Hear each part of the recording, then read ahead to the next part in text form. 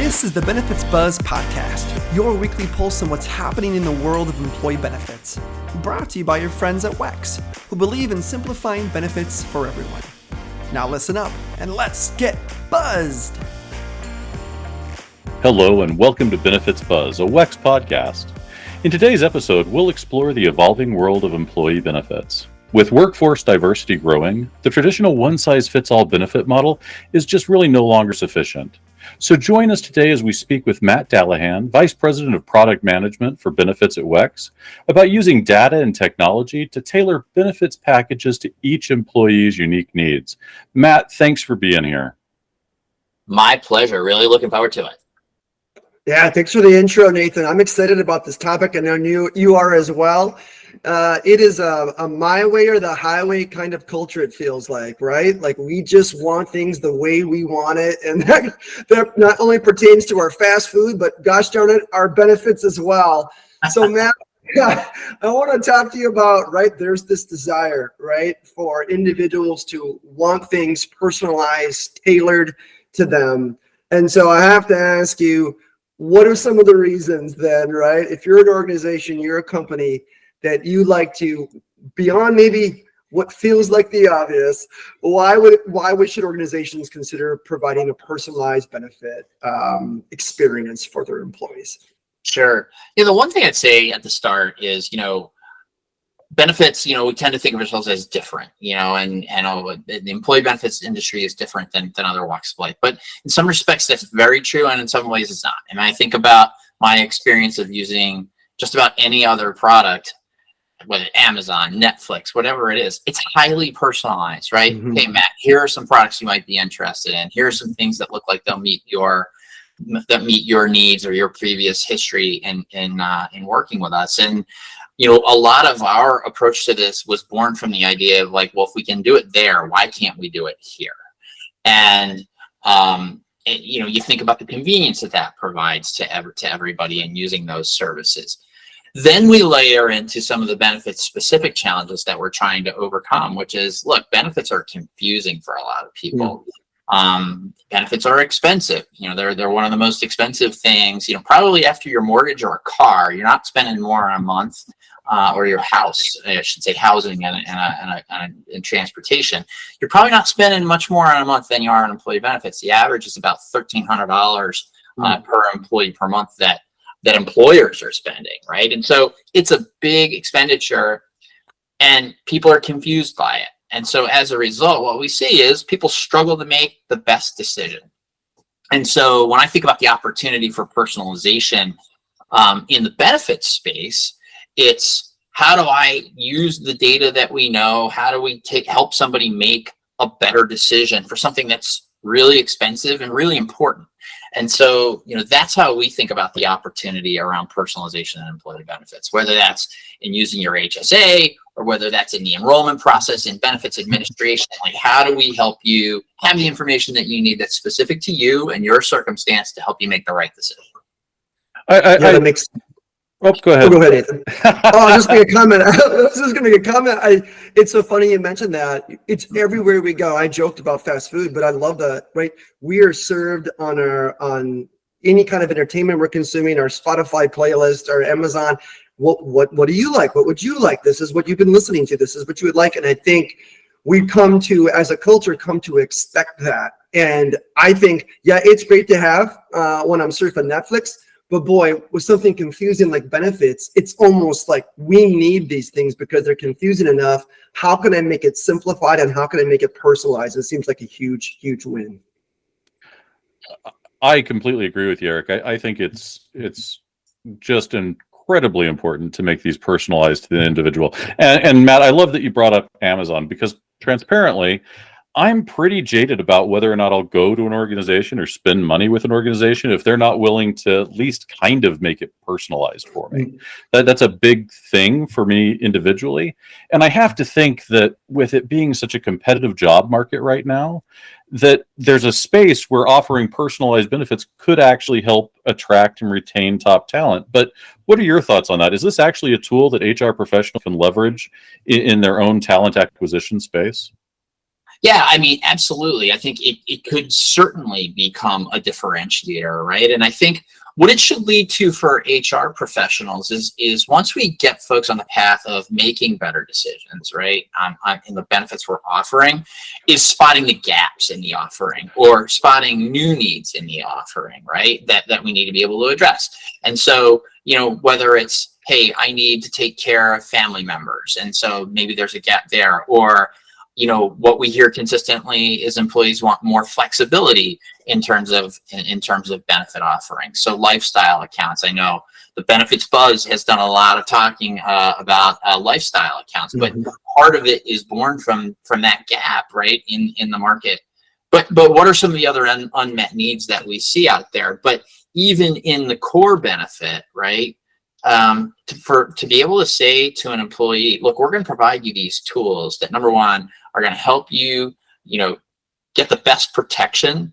And that's what we're talking about here with benefits, is protection, right? We're going to get you the best protection that you can.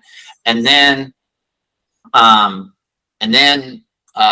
once we've done that, now how do we help you use those benefits to the greatest extent possible? Right, because a lot of times people are enrolling in benefits and enroll in a voluntary benefit, and maybe they even forget they enrolled in it.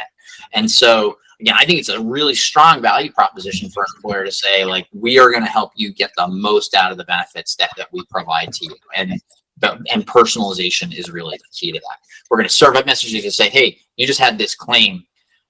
Consider using your hospitalization insurance to cover that, or a voluntary product to cover that, because that can help you save money. I think that could be a really, really strong value proposition. Yeah, absolutely. I'll be completely honest. If that was an opportunity where I knew I was going to an employer that not only were they going to help provide some benefits, but they're actually going to help me learn how to get the most out of those benefits, that's a game changer. Absolutely. Yeah. Yes. This concept of navigation, right? And that's a broad term out in the space, but benefits navigation in and of itself is a thing. And then that can dovetail into clinical, which gets a little bit different. But how do I help you navigate and make the most out of the benefits that you're being offered and have enrolled in?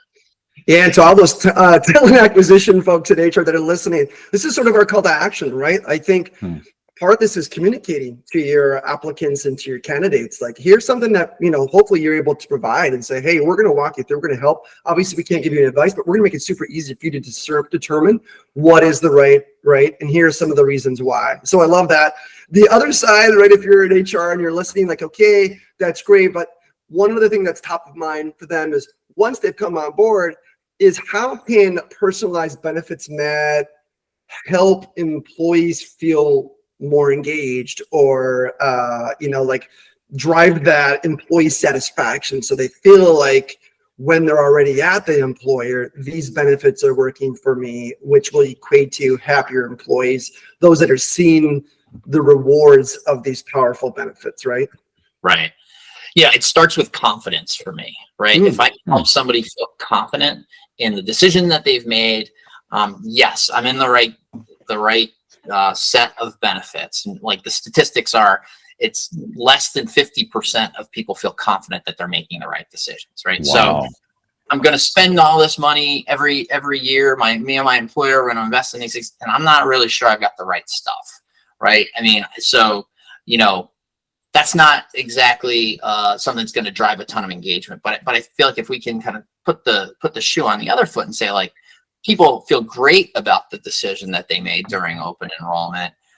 Now I feel great about, all right, how am I going to go move forward and use these? How am I going to participate in this process? I think that's one piece. The other piece is, if we're proactively reaching out and saying, hey, Nathan, here's a piece of information about your benefits. We just noticed this about your health savings account. You have the opportunity to accumulated enough money in your health savings account now. You're ready to invest. Let's get you started there. I think when we start to talk about engagement, right, that's a big part of this too, is we're going to proactively reach out and invite people to be engaged every step of the way. And I think that's a big part of the strategy. I think we all sometimes forget that sometimes the easiest way to obtain engagement is just constantly reinforcing, rediscussing, kind of evangelizing the benefits of something, and that tends to at least start to equate to a higher level of engagement. But Eric said something that I really kind of tied into or latched onto, and then you said a little bit something as well, Matt. Eric mentioned happier employees, and you talked a little bit about boosting that employee happiness. I know that employee morale is a huge topic, especially around benefits. So do you have any specific examples around how personalized benefits may actually directly impact employee morale? Yeah, I mean, I think it's an interesting question. I think that I don't have a specific metric around that, but I think that intuitively, right? If we say, look, we've got better satisfaction with our total compensation package, of which benefits are a big part. We know that the benefits we are offering are meeting the needs of folks in the workplace, and we've got the opportunity now to understand where there are potential gaps or other opportunities to offer other benefits. I think overall it stands to reason that, hey, we're going to see employees be happier about the benefits they're offering. Further, like if my dollars are going further, if I'm getting value out of my benefits, I think it's pretty safe bet that we're going to see employees be happier and morale improving on troops. Well, I certainly know that for myself that I elect a handful of voluntary benefits each year during open enrollment. And the peace of mind sometimes that those voluntary benefits can provide, the fact, I've got legal support if I need it, that I've got some additional coverage for accidental death and kind of a thing, it provides a peace of mind that I know that my family is in a good place and that I'm contributing to something that's going to not only help my individual career and my individual health, but also starts to safeguard my family as well. And I think that's a huge benefit for morale. Yeah, I mean, so along those lines, like been some studies out there around this, right? I think that the number was like something like 80% of employees said they'd be more likely to stay in their job with their current employer if they had better benefits, or they felt like they were getting more value out of their benefits. I think we can infer, hey, what does better benefits mean? Part of that is I feel like I'm getting more value out of the benefits that I have. It's really interesting when we've sat with consumers and you talk with them a little bit about benefits. It's always really interesting because people tend to get big pieces of it, but then there are other pieces of it that you go, oh man, that was so close, but like you're missing some key facts, right? And so, like for example, we were talking with somebody and they said, hey, I was enrolled in a high deductible health plan and a health savings account, and I thought it was great. I was able to save some money, etc. But then I had a family, and now I need to get better coverage. And we were like, interesting, and we're all scribbling, furiously, like what did that mean? And so there was this preconceived notion that, well, because when I go to the doctor, I get charged a little bit more, or I get a prescription, I get charged a little bit more, that wasn't providing the right level of protection that maybe a PPO plan would. But when you do the math, right, of the difference you're going to pay in premiums, the amount of money that you're going to save, in taxes and putting the HSA away, and just the sheer savings that you're accumulating by putting your money into your HSA. In fact, the high deductible health plan with the HSA was, in almost every case, a better decision. And so, but that starts to also speak to, like, there's an emotional thing here too that goes beyond numbers. And so when we talk about engagement, when we talk about confidence, like how do we tie into that emotional piece so that people feel good about the decisions they're making and the benefits they have? And that's a big part of this. Yeah, I love that. Yeah, that's great. I mean, it's super eye-opening. As I was listening to you, kind of talk through this little part of my brain crept in and just kind of say, okay, if I'm an HR person listening to this is all fine and well, Matt, but how? I believe you that value comes in personalization, and there's tons of eye-opening moments like I just had, but how does, right, an employer gather and collect the data needed to understand what these personal preferences are, because that for me seems like, maybe this for me on the outside just seems like the biggest hurdle to get over. Hopefully you've got some insights for us. Yeah, I mean, there's a lot to this, right? And, I think there's a creepiness factor generally sometimes, right? For people, it's like Big Brother's watching, right? Mm-hmm. And with AI, proliferating out in the market, I don't think those concerns are getting any easier. So I think that's a big part of this is how do I create a level of confidence that, hey, you're using my data for the right reasons. And part of that is making it really clear to employees about here's how your data is going to be used, allowing, in fact, anytime we're using claims information, employees are going to actually have to specifically consent to say, yes, you can go ahead and collect my claims information and use it for that purpose, but be really clear. Look, we're going to use this information to help create a better experience for you and to tailor the experience for you, much like you see in other walks of life. We have a higher standard because this is healthcare information that we have to adhere to. And look, there are going to be some folks who are not ever going to buy into that because they're going to say, hey, look, I don't want my employer isn't supposed to have access to this detail. We don't provide any access to details to employers beyond what the rules and laws say we can. That's really important. And so again, that's part of that upfront, making sure people understand like what data we're using, how we're using it, who has access to it. But there's going to be, I think, a certain percentage of the population that aren't going to get over that. I think when we can demonstrate the value to folks in terms of how we're using that information and they see for the first time, like, wow, that was a great recommendation that was just made to me.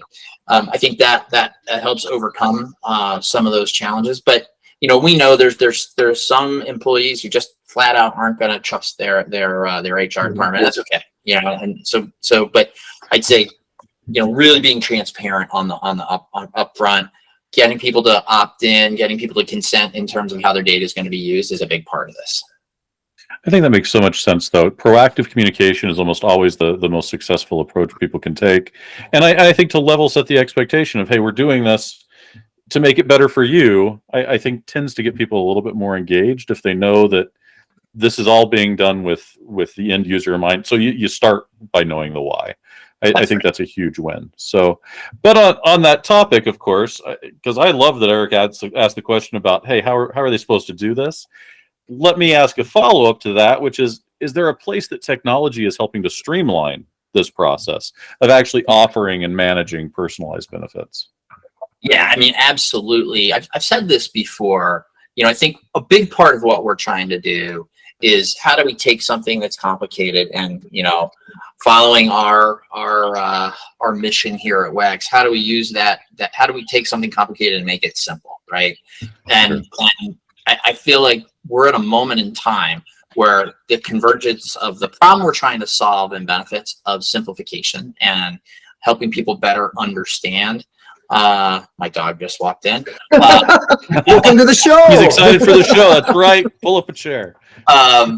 There's a convergence of the problem we're trying to solve and the technology. You think about what ChatGPT and Gemini have been able to do in terms of how we present information to people and how we're doing it in plain English and making that really simple.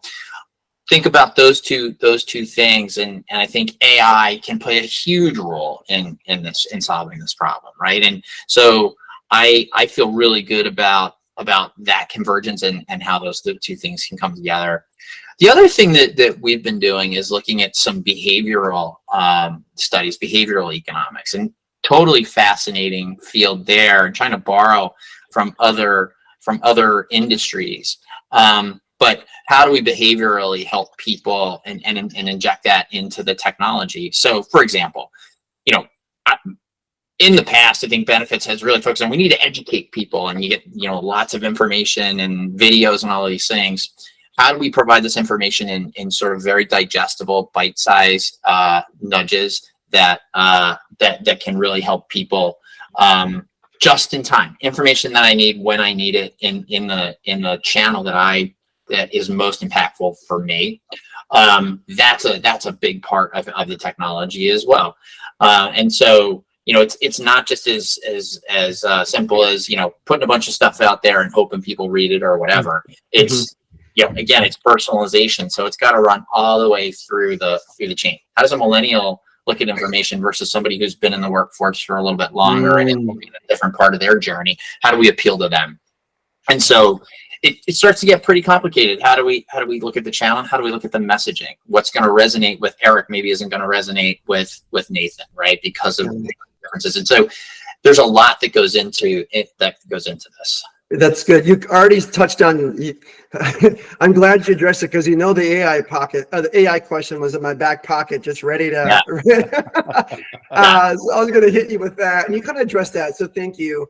And we talked about the power of technology. I think everyone knows. I would love for you, if you can, maybe get a bit more granular, Matt. Are there certain technology tools, platforms, apps, I don't know, that you have seen in the market that HR players should know about or should be looking at implementing if they're not using it already?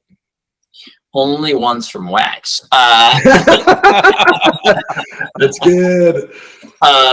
No, I mean, large language models, if you're familiar with those at all, I mean, that's kind of what ChatGPT is really based upon, and how, you kind of take how you take all this information and then, provide it back in a really concise, user-friendly, kind of plain English way.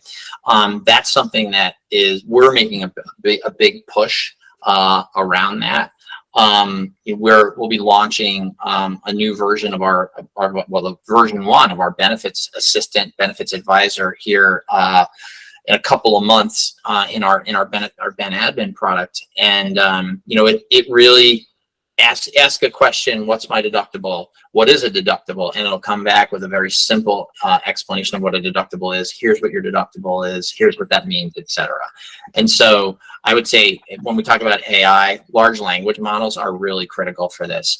But then, there's other technology. We're doing a lot with Salesforce right now in terms of our digital experiences, and how do we inject some of these digital nudges into the experience. So when I log in, it'll say, "Hey, Eric, we've got some important information we need to tell you.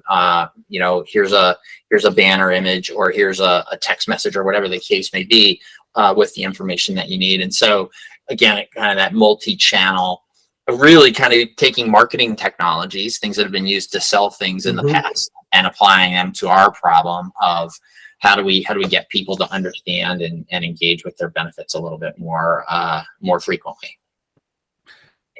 I love that you brought up AI and you've talked about Salesforce and kind of the multi-channel approach. So I'm now going to put on my hat that I don't have any right to wear, which is my pretend HR hat, and say, all right, Matt, that sounds great, but inevitably we're going to have some kind of challenge when it comes to integrating this technology into kind of a personalization strategy.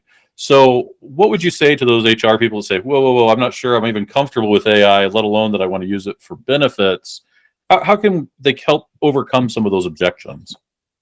Yeah, I'd say every organization is going to have to go at a pace that's going to be right for them.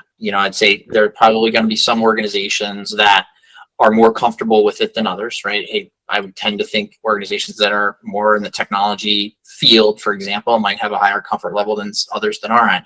And so I'd say, in my mind, this is going to be coming. The technology is going to be coming. And so how do you embrace it and kind of get on a roadmap that makes sense for your organization and ease it in, if you will, right? And so, chatbots, for example, have been around for a long time. Sure. And so that's a great sort of entry level way to start to introduce artificial intelligence into the mix, for example. Again, anytime we're talking about claims data or things that are covered by HIPAA, there's good regulatory foundation around how that has to go, and what does that opt-in look like? How do you provide protection to employees? And so again, that's another, I think, great way to start to ease the transition for folks if there's concerns, is to say, hey, it's an opt-in type of a program, right? So we have the ability to leverage claims data to make recommendations, for example. It's totally optional. If you don't want to do it, you don't have to do it. And by the way, as your employer, we never see any of that detail.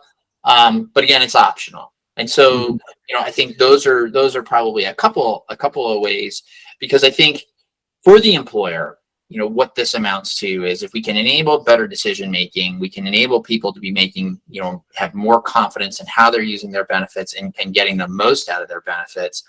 What that will translate to is it should translate to lower costs, right? And which is a huge consideration for everybody in benefits and HR, right? Is how do I control costs and provide great benefits at the same time? And that's really, at the end of the day, what we're trying to shoot for. Mm-hmm. That's good. Thanks for being candid with our audience. They're tough questions. But that sometimes the nitty gritty is really what they need to understand, when going into this, and having the full picture and the reality of it all is important. So we knew when we brought you on, and we're going to take it easy on you, Matt.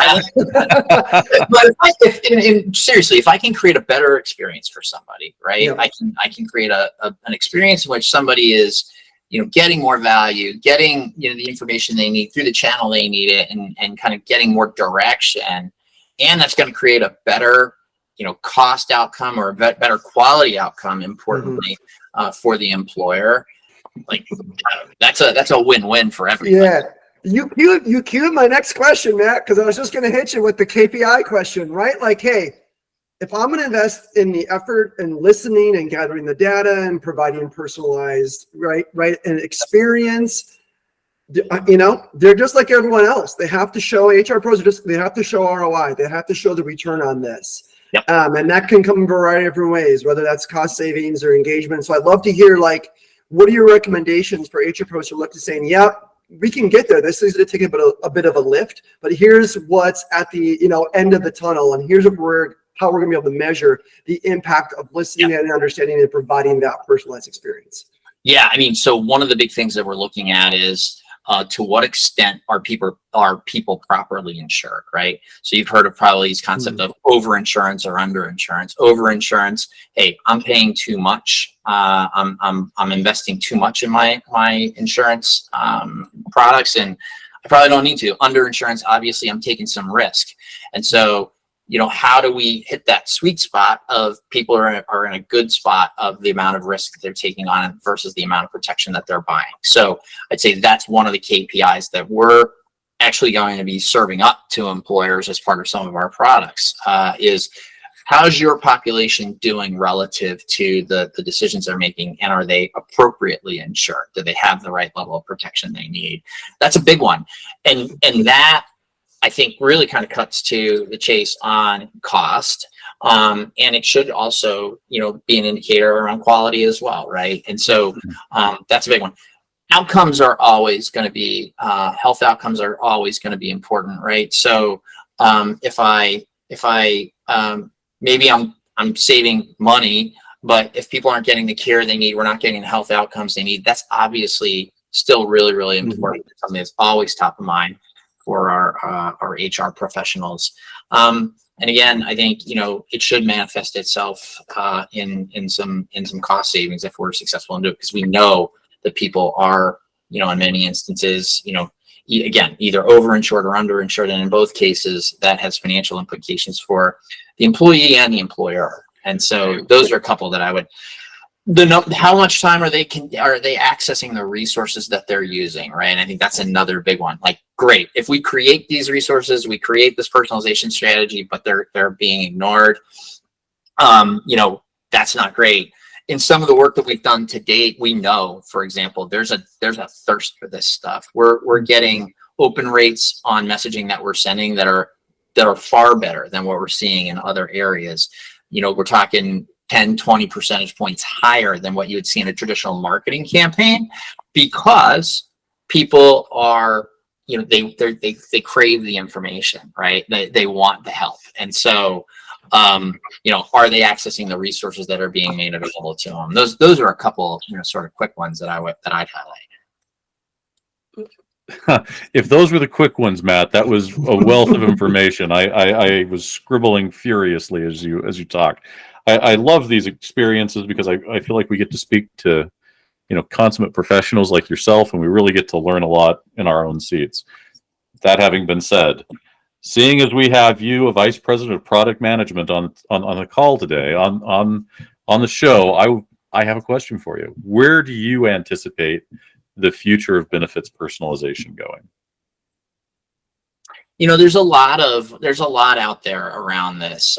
There's been some organizations out there that are doing some experiments with bundling of benefits, right? Like, hey, Matt, here's a set of products that make sense for you based on, kind of pre-curated. Here's some things that make sense for you. Do you want to just accept these? What's super interesting about that is when you talk with employers, there's a lot of concern around, well, wait a minute, how much can I walk that line of personalization and making recommendations versus taking on liability for, I pushed a particular set of benefits out to somebody that said, yes, you should enroll in these.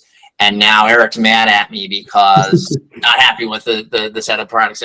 So that's been really fascinating to watch. And I'd say, as we evolve the capabilities, how far can we go in terms of making recommendations, but having employers feel comfortable in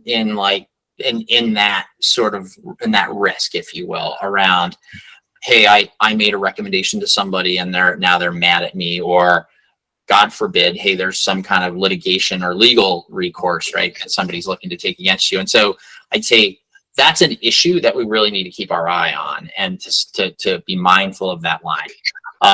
And so right now it's very much, we're caveating the recommendations. Hey, make sure you consult with a financial advisor, et cetera.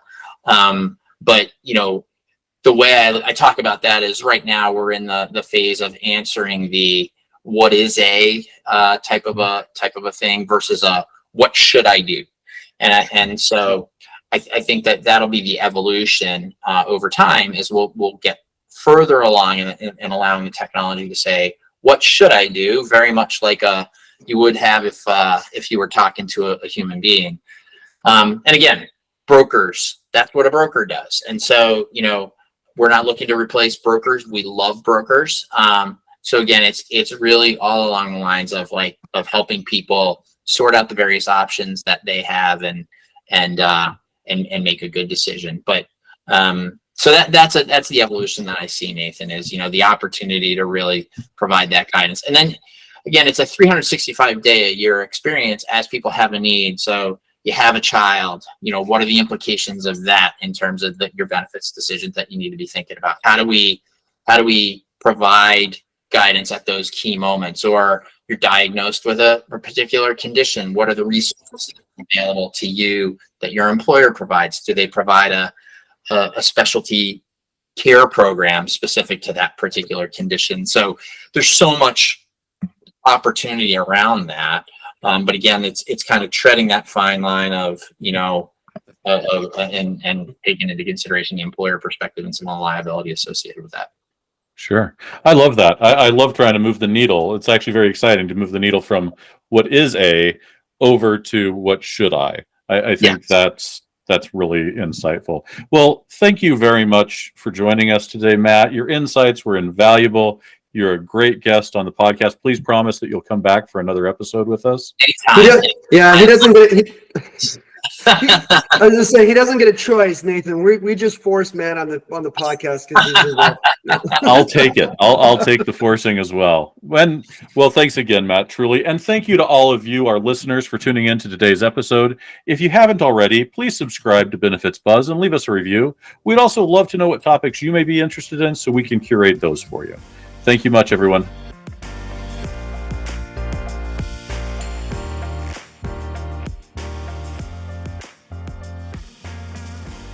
WEX is in the business of simplifying benefits for everyone. Now, although we certainly hope our podcast sparks some aha moments, like that was pretty cool, but of course we cannot provide legal, investment, or financial advice. And, well, therefore, nothing shared in this podcast should be interpreted as such. We encourage you to seek out appropriate professional advice regarding your plans. Hey, congratulations! You made it through our disclaimer. Thanks for listening.